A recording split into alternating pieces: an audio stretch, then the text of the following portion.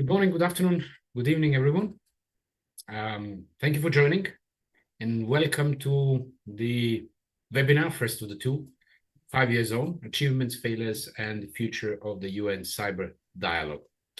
My name is Vladimir Radunovic. I'm Director of Cybersecurity and Diplomacy at Diplo, and I'll be the host, facilitator of today's discussion, together with my colleague Anastasia Kazakova, who will follow the discussions in the chat, stimulate the reflections there, but also bring main bits of discussions from the chat to the mainstream. A quick reminder what this is. So this is, let's say, two parts webinar, where we try to reflect on the main achievements of the current negotiations on, let's call it cybersecurity and the impact on international peace and security, because there are so many different formal names that they can be confusing. And we have just had the final round of the open-ended working group in New York and within the UN's first committee, which managed to come up to the consensus report, which is quite the news in these times of geopolitical rifts. So the first webinar today will focus on what actually is the outcome of the open-ended working group after these 5 years, especially the final report that we got on 11th of July, what it brings, what are the let's say, the successes of the report, what are the failures, what are the opportunities, maybe pitfalls, and we'll scratch the surface of what comes next. But that will be the focus of the second webinar, which we expect somewhere in early September. We'll let you know, of course, of when we put it on the schedule. The format of today's discussion should be, and that's why I say discussion, should really be interactive. So we do have some distinguished guests today, and I'll introduce them in a minute. But we invite all of you because we know that the room is full of people that have been following, that are experts in their fields, and we invite you to really share your thoughts and reflections on the subject. When it comes to the open-ended working group, we have, as a background of this discussion, we have released maybe, let's say, a detailed analysis of the final report in the final round of negotiations, and we can share in the chat the link if you haven't seen. And we also have followed with the AI reporting the sessions, the discussions in New York, so you can also reflect on that and transcripts if you want a bit more. Without taking much more time, before I introduce the distinguished guest today, we have a question for you. So Nastia, you can put the poll on. That's one of the ways we'll try to stimulate your discussion, but again, not limited. So the question is, how are you satisfied with the outcome of the UN open-ended working group? Of course, all of you that have been following and know sufficiently now to have the opinion on that, feel free to comment using the Mentimeter. So just scan the code and write the use code over there, and then respond to the question. We'll reflect on your responses in a few minutes when we collect some. And in the meantime, let me introduce the speakers. I always prefer to read the positions so not to make a mistake. So with us, we have Emanuela Darkwa, who is a senior manager for international cooperation at Ghana's Cybersecurity Authority, also delegate in the open-ended working group with hands-on experience in that. Ms. Catalina Vera Toro, alternate representative, permanent mission of Chile to the Organization of American States, specialist in cybersecurity, digital governance, and public policy. Also another person with hands-on experience in negotiation on behalf of the states. We also have Ms. Rose Payne, policy and advocacy lead at the Global Partners Digital, one of the civil society organizations heavily involved in following the negotiations in New York. And last but not least, Ms. Madeline Murphy-Hall, Senior Program Manager of Microsoft. Microsoft has also been very involved in following and contributing to the UN open-ended working group negotiations. Ladies, welcome. And I purposely underline these ladies because I'm so pleased to have 4 discutant ladies and Nastia together. I'm really a minority here, and I'm a happy minority here. And I hope this may lead to some future negotiations on the greater participation of men in these discussions. Let's see how it goes. So while our participants fill in the question, the query, let me start with you with a quick round, a minute of reflections, some bullet points. Emanuela, you might probably stand out than to others. Are you more happy or more unhappy with the outcome? Was it a success or a failure? What's your feeling, Emanuela? That is such that is such a broad question, broad for a minute. But I think in general, success is dependent on where you stand. Was it successful in terms of its inclusiveness? Absolutely. Was it successful in terms of the number of people from the Global South representation that was present? Absolutely.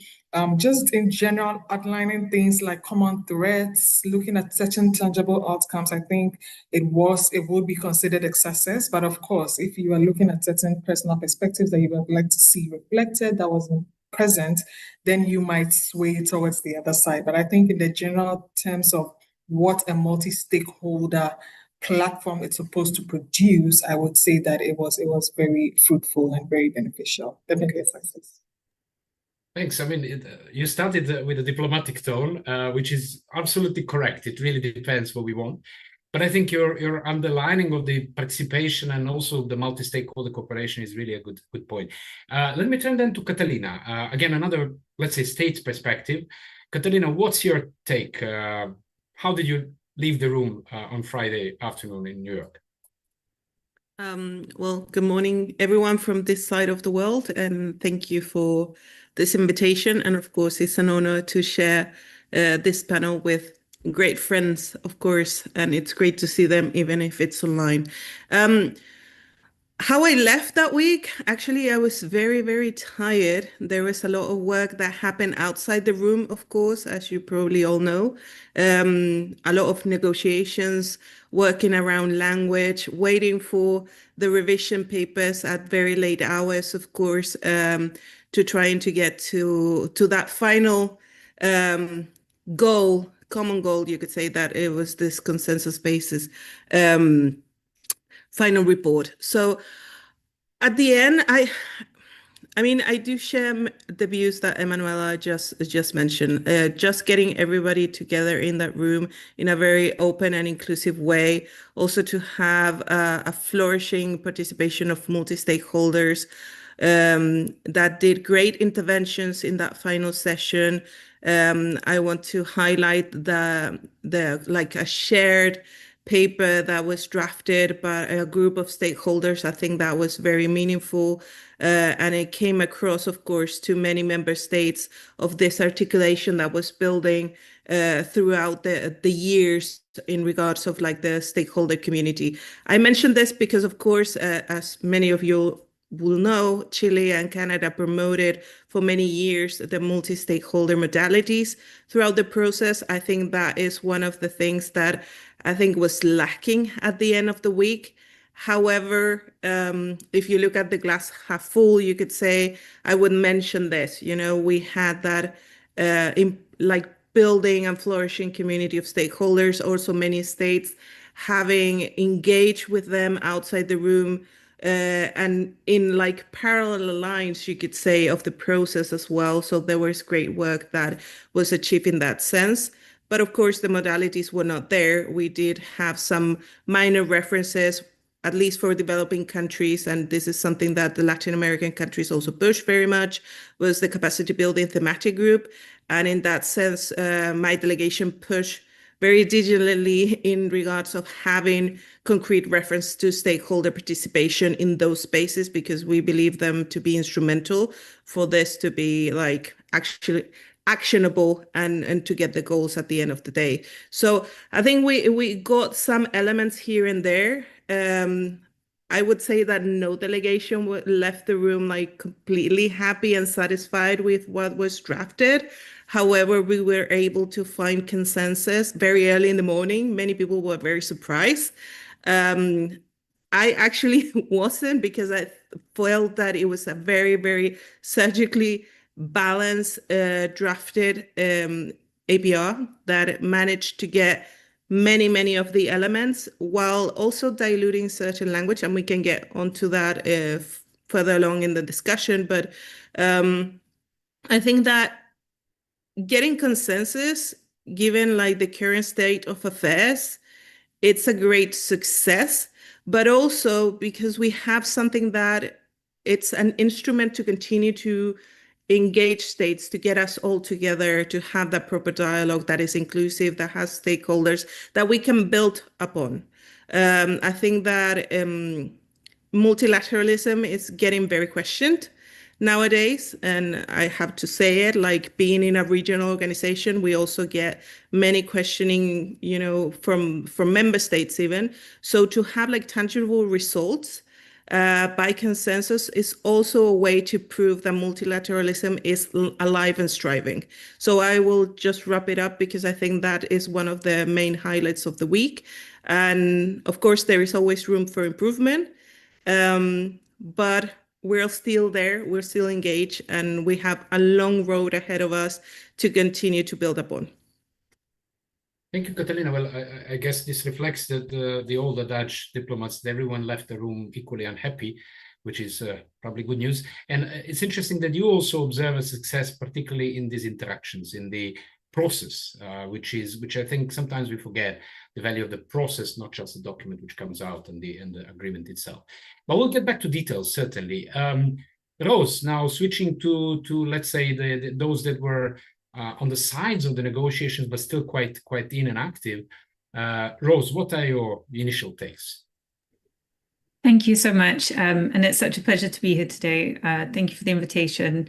And it's great to see friends after only a week has passed since we were all in New York. I reiterate what Catalina said about being a bit tired. It hasn't been quite enough time to recover, perhaps. But yeah, it's great to revisit what happened. I won't say too much because I think both Catalina and Manuela have already captured it very well. It certainly wasn't a given that consensus would happen at all, let alone so early on that final day. That's something to be incredibly proud of. And I think that, again, as Manuela mentioned, the inclusiveness of the process is a real strength. It's something that everyone should point to.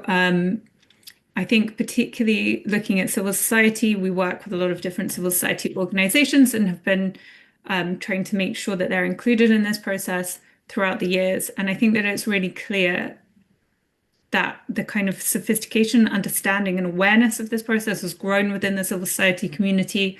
And that is evidenced in that joint statement, which illustrated the ways that we're kind of beginning to coalesce and do more work together.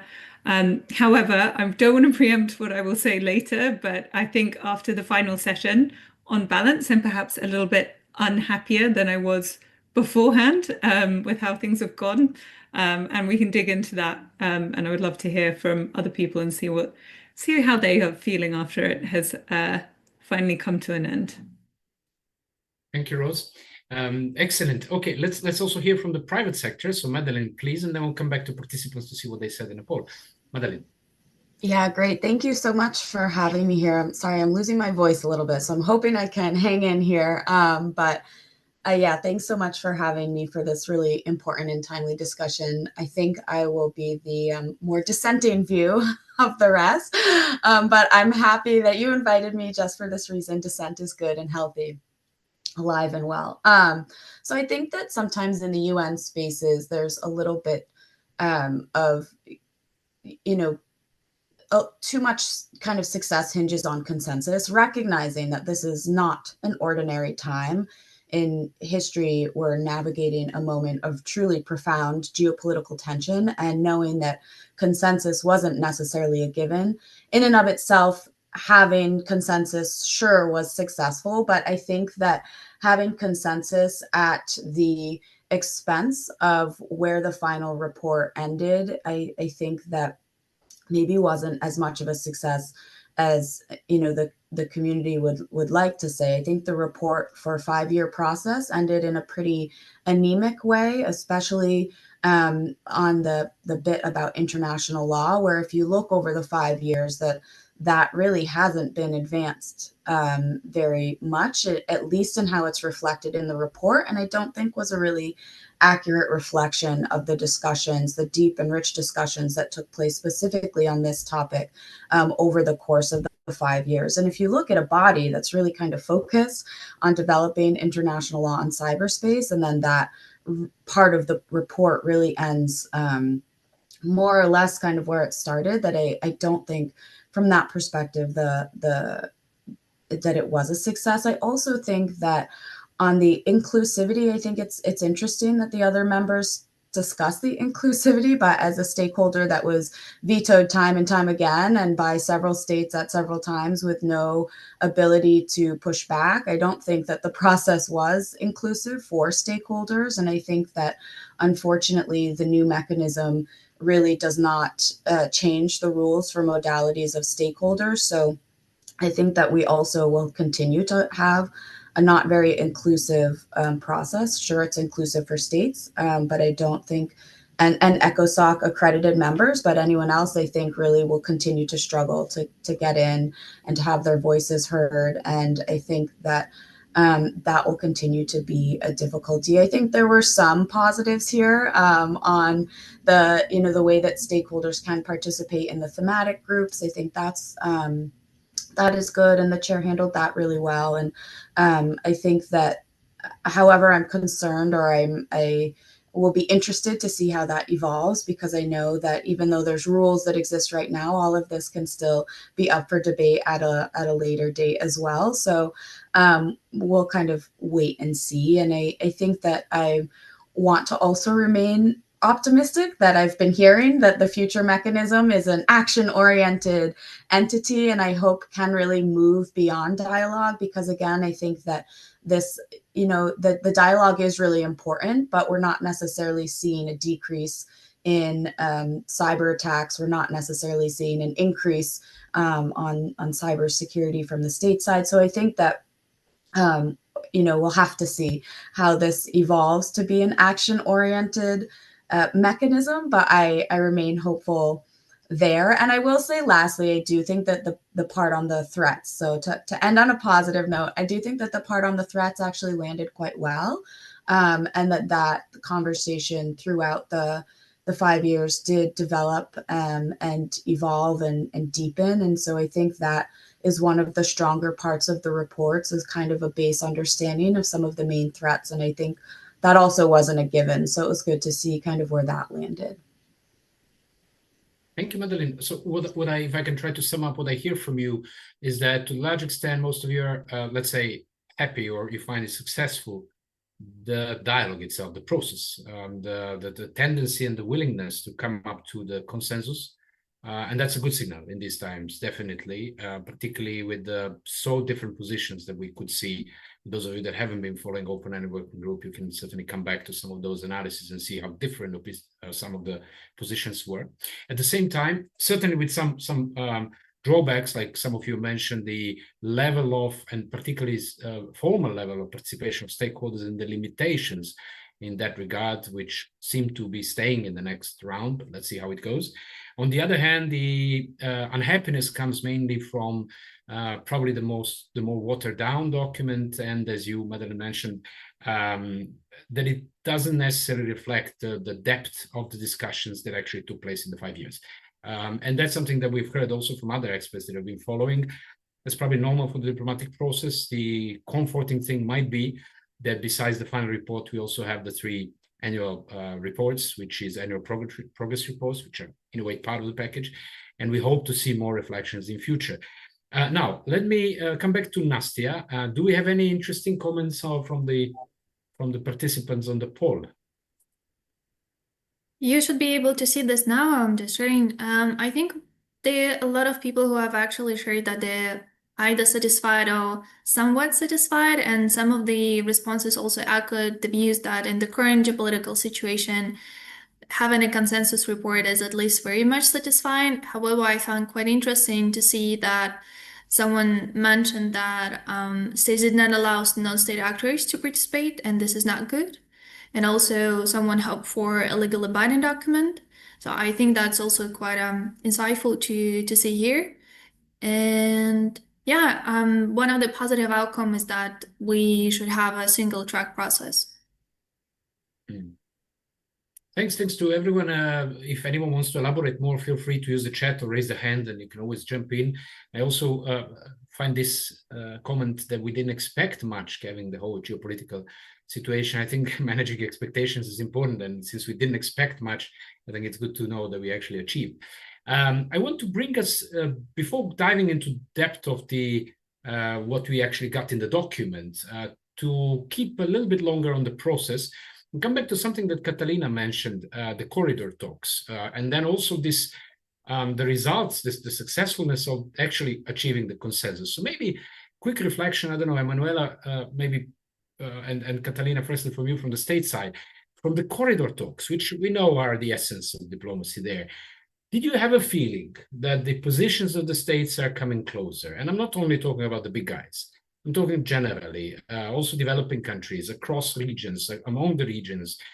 Do you have this positive feeling that things are moving and we might actually, at some point in the next round, see easier negotiations or coming to some more fruitful outcomes?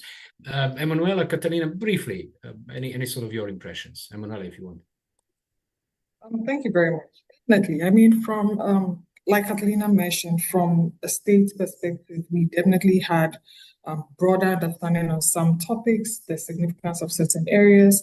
If you look at how a lot of countries enter the process, even understanding of international law, applicability of international law, even awareness of the existing norms of responsible state behavior, understanding existing threats, commonalities, critical information infrastructure, just things that you would expect should be common understanding to most countries were actually new to a lot of countries who are still building their cybersecurity architecture. So the corridor talks were very helpful.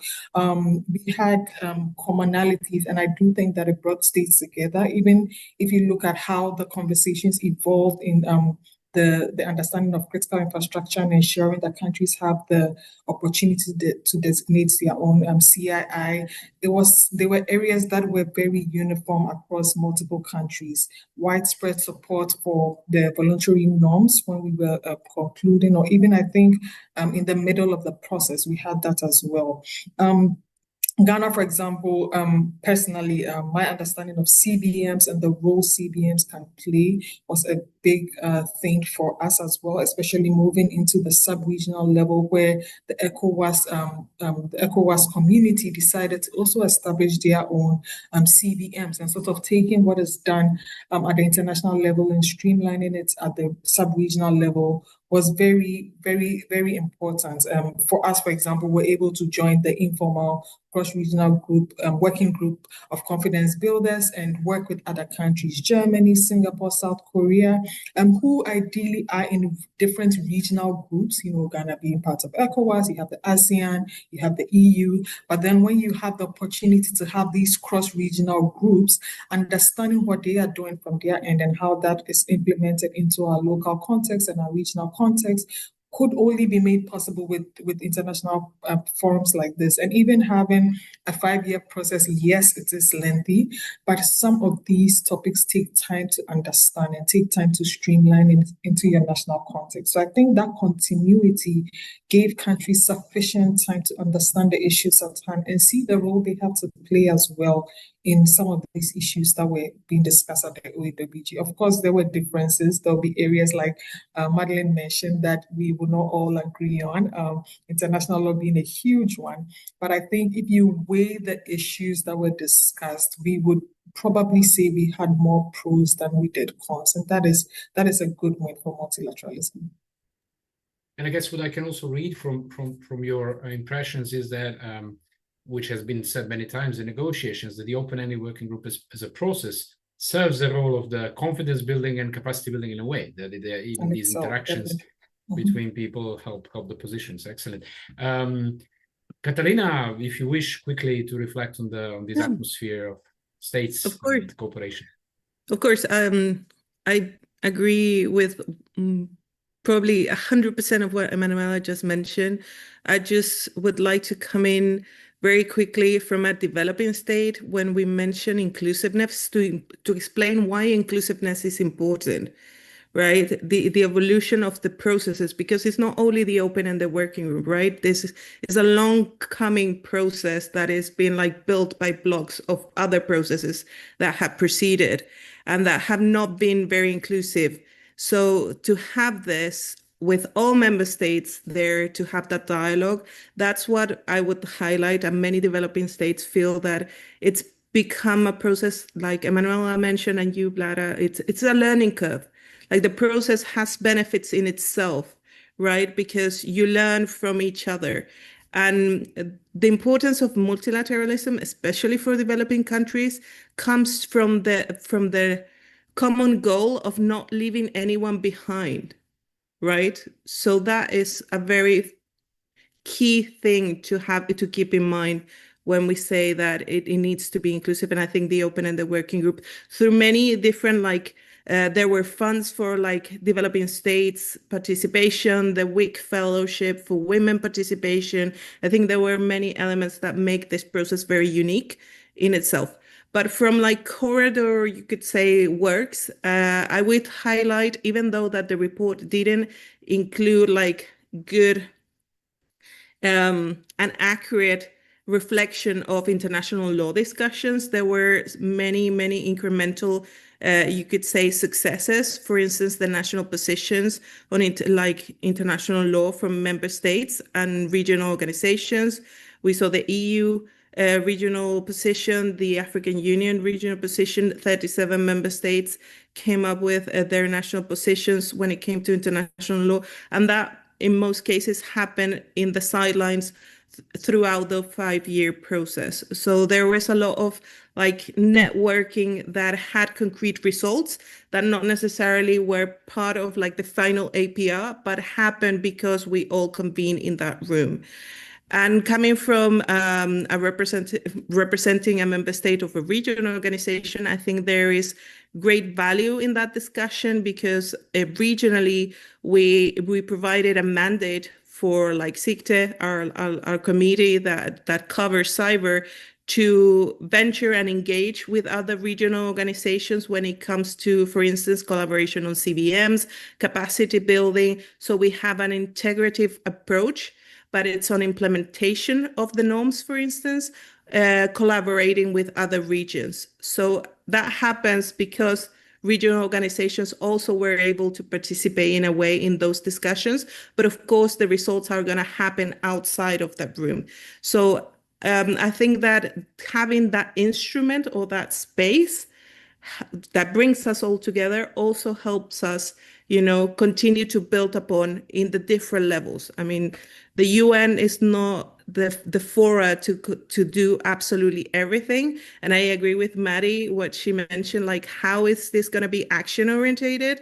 I had a view of what I envision of action orientation for the global mechanism, but of course, it's not going to do what other sub-forums or like regional organizations do when it comes to implementation. So we're not thinking about duplicating, we're thinking about how we build like a governance or ecosystem around cyber that has different levels, of course, and that is the success of the whole process and that end goal will depend, of course, of how this comes to life in the global mechanism.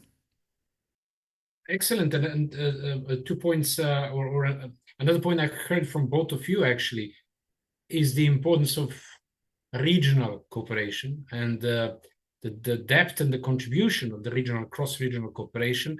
And there were some papers which came from regional organizations and together and so on. And we hope that might be a strong component of the future mechanism, even though not formally necessarily. Turning to Rose and Madeline. Rose, if you want, with an additional sub-question, certainly reflect on the previous one, but with additional sub-question, to what extent you have a feeling that because of these, let's say, face-to-face meetings or online meetings between the non-state actors and the governments, to what extent you feel there might be more understanding or more willingness by the states to listen to the non-state actors and their expertise and involve that in positions and whatnot? Do you see the progress there, Rose? Thank you. So This is a bit of a tricky area. So I will reflect on the previous question as well, but I think in terms of the willingness of states to interact with and understand some of the positions of non-state actors, I think that this has definitely been an area of development. I think that it's been, we've been very happy to see how willing states are to not only interact informally on the sidelines, but also in the room. I think that we saw a really good showing of states at the informal stakeholder session during the last meeting, which hasn't always been the case, and you know, we're grateful for that. That being said, there are still some states who severely questioned the value of stakeholders being in the room. There are also states who suggested that certain stakeholders kind of act as state mouthpieces, which was disappointing because there's been a huge amount of work to try and challenge that point of view and to try and really make sure that our work is valuable to states during the negotiations. So that's a bit of a mixed bag, I would say. But yeah, I guess just to kind of come back to the question about bringing the positions of states closer, or whether it's deepened existing divisions. And I think it does come back again to that kind of divide between there being a little bit of two camps. I suppose that the question for me is to what extent that's kind of the right question to ask. If the goal of the OEWG was to bring state positions closer, then sure, it hasn't necessarily fully succeeded. And I don't think in some areas it could succeed totally. But if the real purpose was to facilitate international cooperation, then alignment isn't the whole point. And here I want to dig down a little bit into international law. So this has been a key area of persistent division throughout the OEWG, and there are kind of broadly a couple of camps. So the majority position is that international law fully applies online as it does offline, and that the focus should be on understanding how it applies in complex situations. And apologies for anyone, I'm sure many people in the audience know this back to front, but just in case anyone doesn't. And then the kind of minority position is that existing international law is insufficient and that what's needed is a new binding mechanism. And some states are still exploring whether there are gaps or may not have yet taken a firm stance. So I'm not saying that everyone falls into these two kind of camps. But I think there are a huge sign of progress, as Catalina mentioned, has been the fact that around 40 states now, plus the EU and the AU, have shared formal national positions, either in the room as a kind of oral statement or through non-papers, and that these reflect a really kind of good shared understanding of how states believe that or approach the application of international law, even if interpretations and conclusions differ. So, and there's also been a huge amount of work across the community within stakeholders as well, who've produced many, many guides on the application of international law, including GPD. There's been a huge body of work to kind of advance understanding. And this is still huge. This is really valuable. It builds trust, predictability, understanding how another state interprets international law helps to anticipate their behavior during an incident. And this is a concrete step, even if that alignment of positions hasn't necessarily always happened. And I think just to pick up on something which someone said in the chat, which was about the kind of dedicated thematic group focused on international law really, really quickly. So some of the agreement, the kind of rationale behind that is that this division between these two camps does still exist. And some people were worried that if there's a group to discuss international law, then that opens the door to further conversations about the need for a binding treaty. Some people were saying that actually they just wanted a group to discuss in a more in-depth manner how international law applies. So I think that it was one of those areas where it was clear that there wouldn't be consensus, so it kind of just didn't end up in the final APR. But I will say that a bit of a caveat, given what I've just said about how great it is that all of these positions have been published, the depth of these discussions just wasn't recognized in the final report. And that is because these deep divisions remain. Specifically for us, there was a reference to the applicability of international humanitarian law, which was removed despite it being in the 2021 GGE report. a reference to the ICRC's resolution on protecting civilians and people during armed conflict, which could provide a really useful basis for future discussions on international humanitarian law, was also removed. And that's really, really disappointing for us. So I think that, you know, there's been this work which is all about perhaps not bringing positions closer, but about understanding one another's positions, that has been incredibly valuable. But it's really disappointing to see that that hasn't necessarily ended up in the APR. And yes, we have previous APRs to draw on this, the kind of body of documents, but it's worrying that that wasn't in there, because it raises the question of what will come next. And yeah, to quote Madeline, I think we kind of have ended up at the point where we began. This on the international law, yeah, that's Yes. very true. Thank you, Roswell. Also, thank you for opening up, helping me to open up the second question, which I think is the Pandora's box, which is actually what are the main achievements. And I think what we had in the chat, I think Jeffrey put it very well. The question would be, according to you, what are the main achievements and, let me say, disappointments when it comes to the outcome? I think many of you reflected on international law, and I think particularly in the second webinar in September, we'll have to put more emphasis on discussing what is possible in the future on that topic. But let me first, before going back to Madeline, invite all of you in the chat, just write 3 bullets. What are for you the main achievements, if you have been following, obviously? What are the main achievements, substantial achievements, and perhaps disappointments of the final report or the outcome of the open-ended working group? So just feel free to write a couple of bullets in chat, and we'll reflect on that. In the meantime, I'm passing back to Madeline. Certainly, Madeline, feel free to reflect on the previous subject as well, but then also open up this. I think you touched upon some things initially when it comes to the threats which we recognize, international law, but I'll let you try to come up to your bullet list of successes and disappointments. Madeline. Yeah, I think as mentioned by everyone, you know, one of the successes was that we had a consensus at all.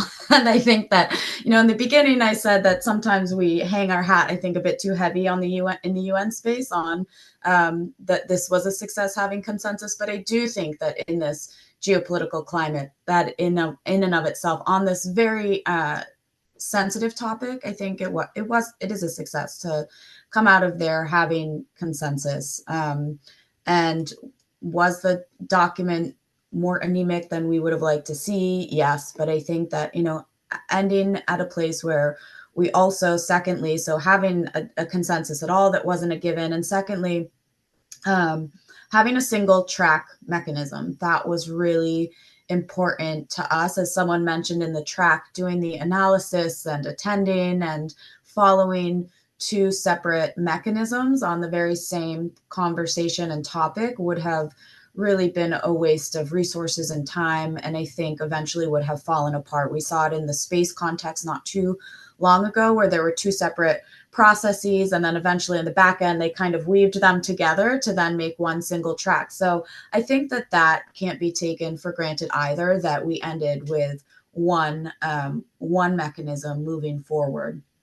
And so I think that's a pretty big relief. I think that from our perspective, one of the, the anemic treatment of international law, as everyone's kind of touched on, I think is a huge disappointment. I think that the second one is the stakeholder modalities and where those ended. I mean, we really kind of have modalities as usual.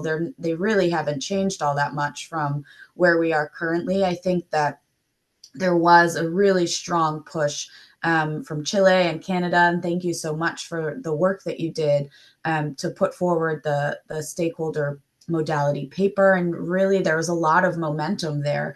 And I think that it was frustrating because, you know, hearing and following the conversations in the room, there was a lot of support for better inclusive modalities. And so it's frustrating to see, of course, in a consensus process that a small number of states can really impact the process moving forward in a way that kind of feels unfair when it seems that it has so much support for having stronger modalities. So I think that that's pretty disappointing. And I think that the other kind of in the middle camp, I guess, not disappointing, not a strength, not a weakness, kind of what we will see is kind of the true vagueness of what these groups are going forward. I mean, there's the capacity group, capacity building, and then there's a catch-all that seems like it could be anything and nothing at the same time. And so I think that on one hand is a bit disappointing that there's not more clarity around that, but on the other hand, maybe it is an opportunity to over time have more clarity, maybe at a time when there's better, more less geopolitical tension, more political will. That's the optimistic side of me. So I'm not sure. I think there's a few things that kind of land in that gray zone of we will see. But I will also like to know, and I mentioned in the chat, and I think this Women in Cyber program truly was astounding. And I think that in the cybersecurity circles now, we joke of like, if there's a guy on the panel, they're the gender diversity. But I think that, we can't take this for granted, because as someone that's worked in the diplomatic space, security space for over a decade, it was always so exciting to be in the cybersecurity space and be on a panel where I knew for certain there would be another female on the panel. If not all of us would be female participants. And this is so rare. Oftentimes in these circles, I was the only female on a panel. And so coming into the cybersecurity space and really seeing that shift over the 5 years really showed me that when states want to have take a concerted effort on an issue and truly move the needle along, they can. And I think that's still exciting to see happen in such a tense geopolitical time, that on a really focused issue, the needle can be moved. And I think that shouldn't be taken for granted and shouldn't be undercounted how successful that program was. Yeah, and I think this is a good observation on a positive note. That there are things we don't see them necessarily in the final document, but you actually see the progress. And I think this is definitely a good one. It's not just related to Women in Cyber, which is absolutely amazing program. You also have the support for developing countries. And I think someone in the chat also mentioned the increasing support for developing countries. Probably one of the failures of this final outcome is not coming to a sort of a voluntary funding program for participation. There is a mention, still be discussions on that. But with that, maybe coming back to Emanuela, and certainly if anyone of you wants to jump in further, I'll come back to Nastya soon to see what's in the chat. But if anyone wants to jump in, feel free. Emanuela, what would be briefly your disappointments and well, let's say success points of this Open Anywhere Group? Substantial, basically. I like how you started with disappointments before successes. I do like to be an optimist, but disappointments, I mean, basically everyone has touched on a little bit of what they would like to see.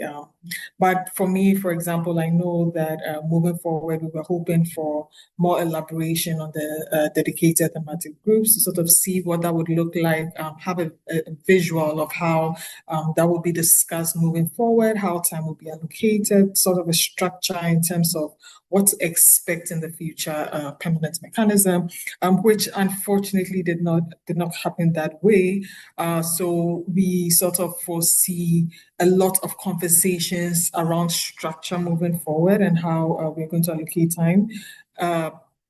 As was mentioned earlier, if you take a thematic group like international law, that can open, a Pandora box of multiple conversations.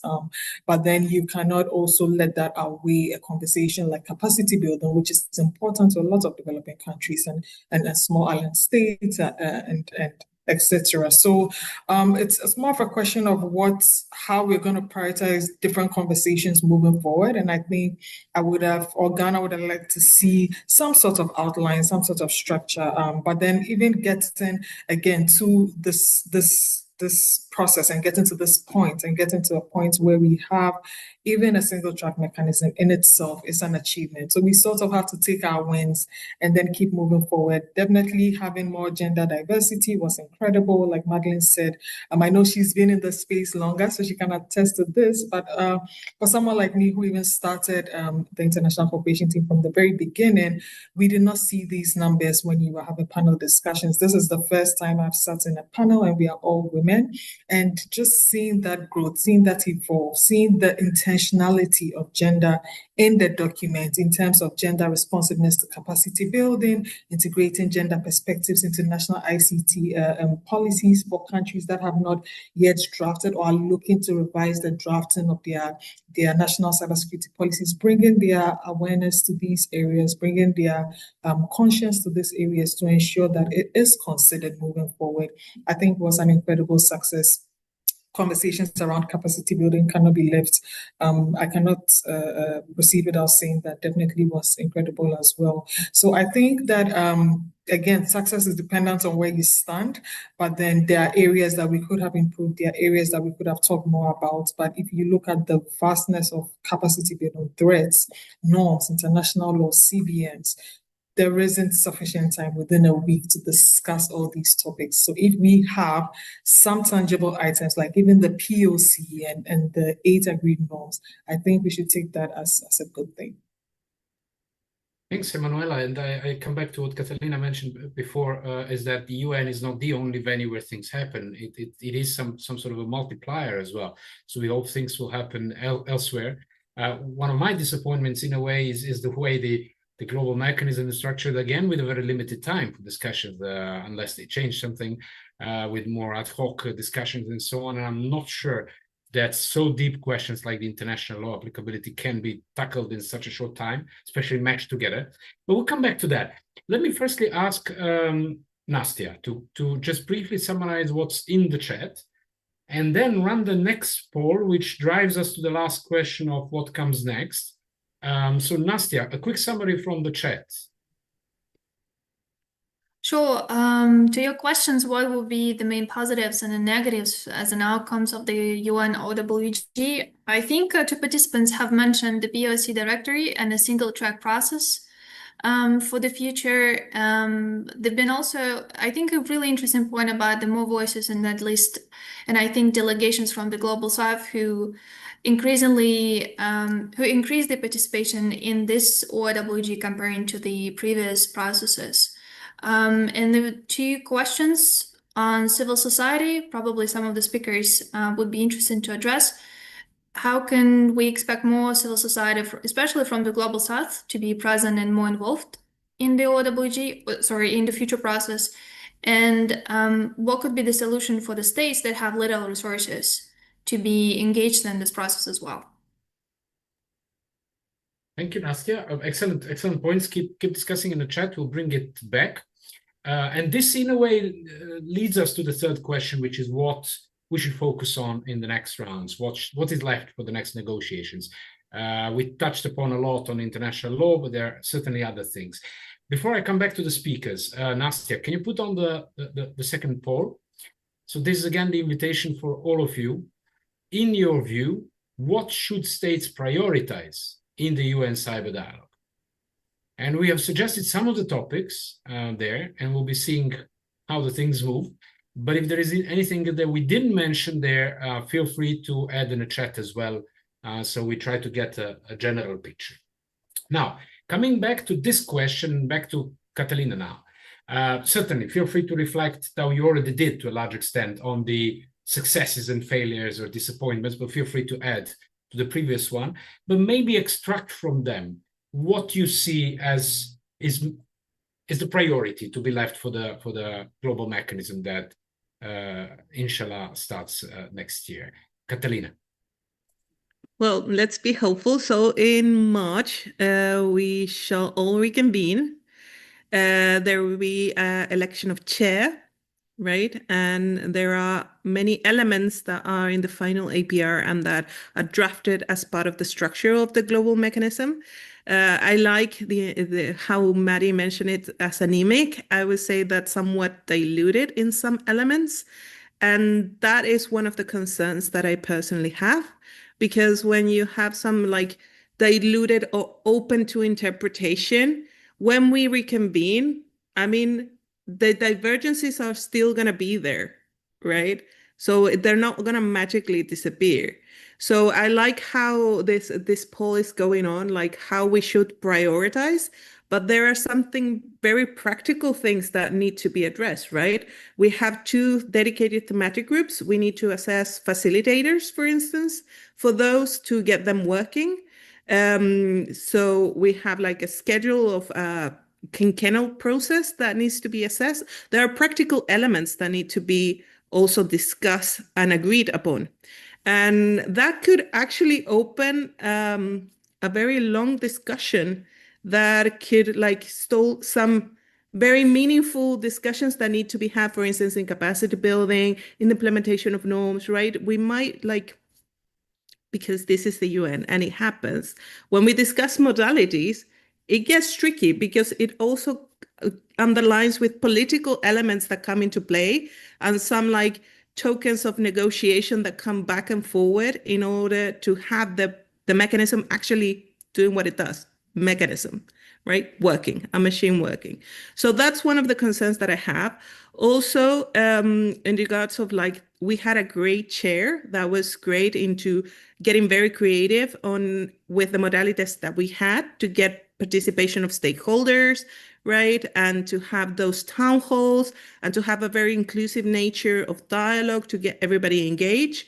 But that is not a given because how that the APR and the global mechanism is drafted is somewhat left to as a tool for the chair to use, right? So those are like the practical concerns that I have. When it comes to things that are like somewhat disappointing, you could say, of course, and I like my delegation is probably going to push is, of course, get back in the references to IHL and international law, because of course there are several like concrete examples of cross-regional efforts on the interpretation of this. There is one led by Switzerland, but there are other cross-regional that was like consensus language, very mild down language when it comes to like minimums on international law that was delivered by Vietnam in representation of a cross-regional group of states, my delegation being represented by that. Of course, there is great work being done on this by the African Union and Middle East countries, and also led by Egypt, for instance, when it came to international law and what they envisioned. So I imagine they will try to bring out those like priorities back again, and the divergences are going to still be there. But like on more practical things, like we have deliverables. Of course, the POC is one of those and the global mechanism in itself. But of course, there is the lacking of the voluntary fund. There are references to this, also to the portal, but nothing concrete. So maybe we'll go back on this, right? We had the WIC Fellowship, a great program that got us to have meaningful participation of women. That is also not a given as we get back to the global mechanism. And we have to say that is funded by donor countries. It's not a UN process in itself, right? So we did manage to get the gender references in the final APR. That is good. It gives us, the ground to build upon, and also a testament of what happened in these 5 years because of the WIC, but it's not a given, as I said. And also, I think that we're also lacking, and we should and this is something that my delegation is completely committed, is the lack of reference of key resolutions and instruments on, for instance, human rights. And that is structural. Whatever discussion, when I mentioned that there are things that the UN does and that are not done everywhere else, one of the things that the UN should do, and this is something that Chile believes, is like the promotion of human rights. and the progressiveness of human rights. And when we're talking about discussions of technology and the application of technology, the implications of technology, of course, the human rights references need to be there. So those are like somewhat lacking, and we would have wanted to have them like very reflected. And then something that is very, very like deep, careful myself, because I do value incredibly, and from my personal experience, the value of stakeholders, right? Better modalities. We didn't have a great improvement on modalities. I mean, we still have the same modalities with some references of how we can get them in the room in some way. Of course, the dedicated thematic groups, because they will be hybrid and informal, gives us room for being creative on having like stakeholder participation. And I saw in the chat how we get like civil society stakeholders from the global south in that room and in that discussion, maybe through those like venues of informal meetings and hybrid meetings could be a way to get more global south voices from stakeholders. But of course, because they are informal, they're not going to have a concrete like formal consensus basis outcome. So how we link the discussions to the plenary are set by the facilitators in a sense. And that in one way could be improved, you could say, once we get to the global mechanism. So we have a good like floor, like stable floor. We have a house. Now we need to think about how we improve it, how we furnish it, in order to be what it like the best way, like the best thing that could come out of it. But of course, there are many elements there. And when it comes to capacity building, of course, there is this dedicated thematic group. There are regional proposal for Latin American countries was very concrete on what we envisioned for this, to not duplicate what was happening in the plenaries, to have like a very apolitical, very straightforward, action-orientated, prioritizing the needs of states in a technical way. That was not part of the final APR. That is also going to have to be discussed by member states and agreed upon. And we also have a dedicated thematic group that is, as Mari mentioned, like everything and beyond. So what is that going to come to become? That is also going to be part of the discussion because we have it there. And of course, we have many, many elements to play around with and to build with. It's just that getting back together, getting quickly that discussion on modalities sorted and then onto work could take a little bit of time, maybe more time than we are anticipating. And that is something that you could say is somewhat concerning from my part. But of course, I'm always positive, and I think that we managed to get consensus this time around. Let's hopefully get consensus and get on to work because it is much needed. And the problem is that the agenda that we are putting ahead for the global mechanism is so wide and ambitious that it's a good question to what extent these two thematic groups will be able to tackle that. But that's something we'll also touch more deeply in the second webinar in early September. We have a few more minutes left, and thank you all for sharing the excellent reflections. I see capacity building obviously reflects the thematic group that we have, and everything else will have to be put in that one thematic group. Now, probably 2 minutes.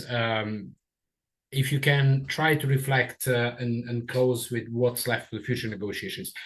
Rose, then Madeline, then Emmanuel, if okay. Rose. Thank you. I'll do my best to be short. So I guess that a bit of a call to action, perhaps. So, of course, we regret the lack of progress on stakeholder modalities, but they are the modalities that we've ended up with. So we need to get organized as non-governmental stakeholders. We need to work together more closely. And particularly, I want to pick up here on what Catalina was saying about the thematic groups. They're very broad. It's a little bit hard to understand exactly what they'll look like, but if we're going to put our kind of optimist hat on, that's an opportunity in itself. It's a chance to really support states in thinking through what questions should be addressed in those thematic groups. It's a chance to really think again about what that link between the thematic groups and the plenary, and how the work of the thematic groups will be reflected in the plenary.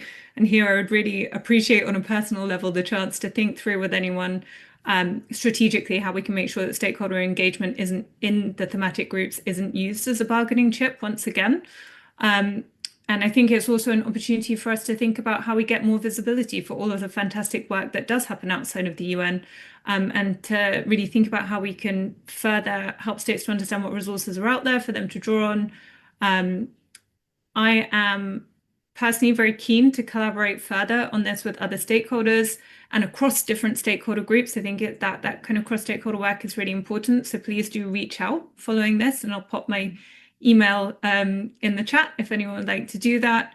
But yeah, just to kind of, I don't think I've got time to concentrate too much on the substance, but just to reiterate the kind of call to focus on the real work in the future mechanism, which is thinking through the application of international law, building cooperation, delivering capacity building where it's particularly needed, and hopefully not to get distracted either by kind of the process element of it, but also by suggestions which may be put on the table to create ambiguity around the application of the existing body of international law and international humanitarian law. Great, thank you.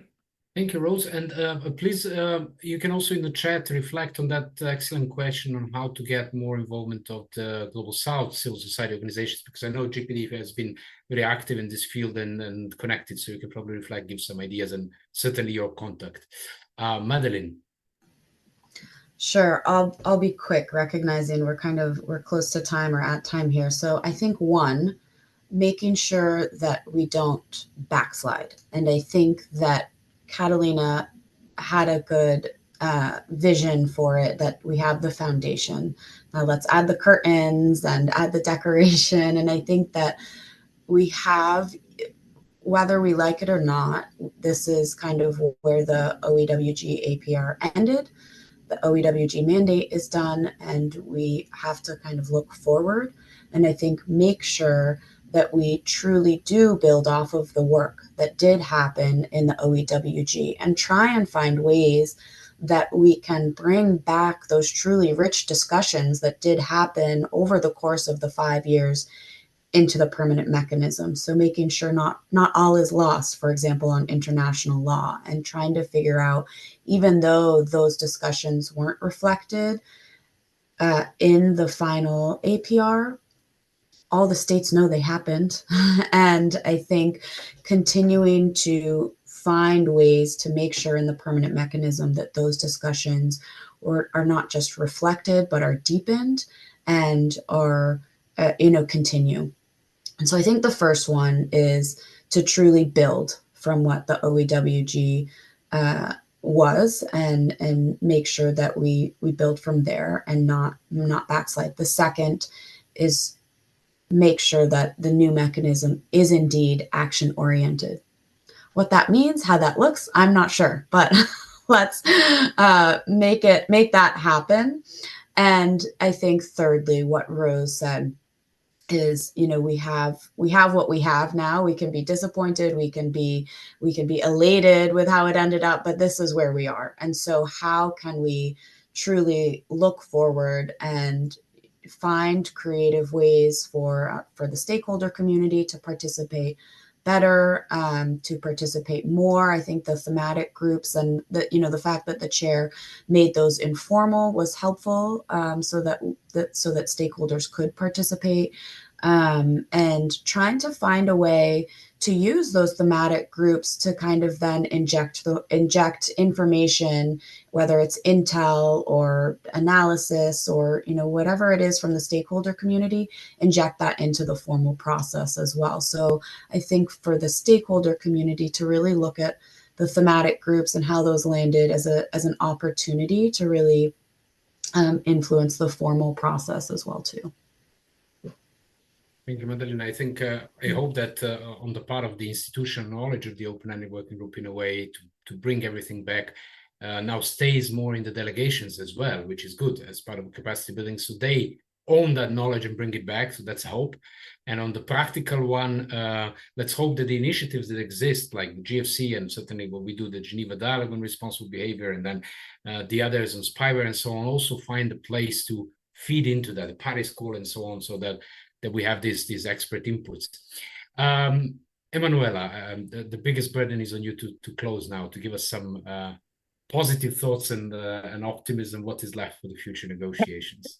The beauty is that I think everything has been said. We need to make progress. The great thing about this is that we have genuinely seen tangible outcomes, and every country, every stakeholder, no matter which side of the fence you are on whether it was successful or not, you can list tangible outcomes that emanated as a result of this process. Whether it's from the previous cycle of the OEWG till now, you can see that slowly and steadily we are making progress. I agree with all the points that have been said on the thematic groups, the need for visibility in terms of what goes on outside the room to be incorporated into a lot of the great work that goes on in the room. Moving forward, definitely would like to see more work on international law. I mean, the AU position highlights this very well and very clearly on how there's a need for more capacity and more understanding in this regard to ensure that we even understand some of the different principles and how they are applicable. Definitely more work, hopefully, on capacity building as well. We've been highlighting this for a very long time, but then tangibly, what does that look like? How does capacity look like within regional and national context? The good thing is that there's a lot to build from, truly, and a lot of great work has been done. For the first time, we see countries who can themselves say that this is the first time they got to participate in something so holistic and start a process and see to the end. Ghana is a great example of that. We've been there from the beginning. We took different steps. Our knowledge grew, our resources grew, and we saw it to the end because of programs like the Women in Cyber Fellowship. So just seeing these tangible outcomes, it will be really important to ensure that we don't go back. Like Catalina rightly, perfectly put it, we have a building, we have a foundation, we have a house. Add to it, don't break down the entire house and then start rebuilding from scratch. There is a great piece of structure to work with, and it'll be good to see how that grows over time. And lastly, I think it's also important to share the knowledge we've received to ensure that even if you are not the one who is going to continue in the next process, whoever is representing your country has incredible knowledge and resources from all the work that has been done from the beginning. Because what we see from the technical side sometimes is difficulty with continuity. So ensuring that there is great continuity, shared knowledge, shared understanding. Diplo, GFC, doing great work in building capacity of states to ensure that we continue this work as well. Thank you, Manela, for the positive note. And I see that the spirit of the open-ended working group still keeps you with the analogies that the chair has been putting in the delegations, now with the House. So with that final note, I hope that House, we can be happy with what we have so far. There was some success. I think we should recognize it. Whether more could have been done, possibly, but in current geopolitics, it's a good question, but it is certain that there is still much to be done in future. With that, I really thank you all, ladies, for joining me today, and everyone else in the room. As a follow-up, we'll provide a short AI-produced report, the recording as well, so we'll share that with all of you, and we'll definitely follow up with the announcement on the next webinar somewhere in early September, after I hope all of you will have some good vacation and leave. I think you all deserve it well. Thank you so much for joining, and keep in touch. Bye-bye. Thank you so much. Bye.